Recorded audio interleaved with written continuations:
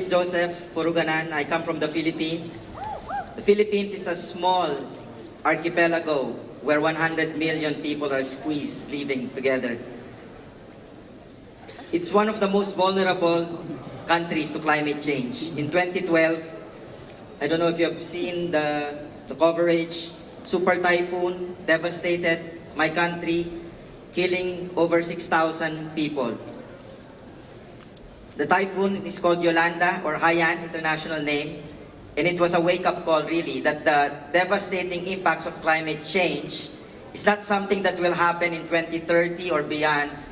These are things that are already happening now. I assert that this pursuit of an economic model, a corporate-driven economic model, will result to three things that will further weaken or will increase the vulnerability of the Philippines and at the same time limit its capacity to address climate change.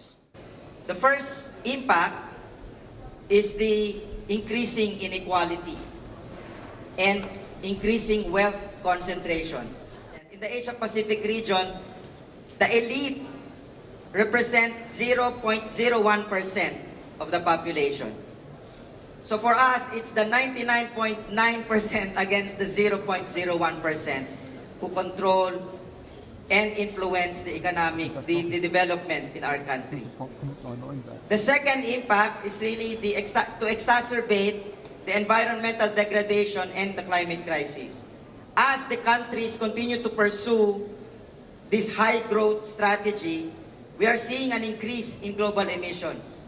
It is expected that by 2030, emissions coming from the Asia-Pacific region would represent around 45% of global emissions. And the impact of this growth strategy on the environment is already evident.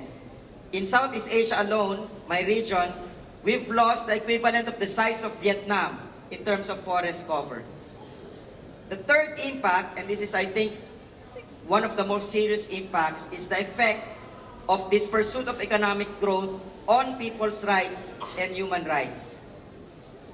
We have in the Philippines now a situation where 3,000 indigenous peoples are living in evacuation centers. Some have called these indigenous peoples now investment refugees. People who are not fleeing their communities because of war, they are fleeing their communities because of the investment projects that are being pursued in their communities. So my assertion here is that there's this dangerous contradiction. Naomi spoke about trade trumps climate. The reality in my country and in the region is that trade, sadly, trumps the very survival of the people. And our assertion is that this contradiction should stop.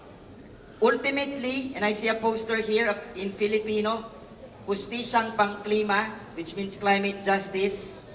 And for us, this is not an empty slogan. For us, this is a rallying cry of communities who are fighting for survival.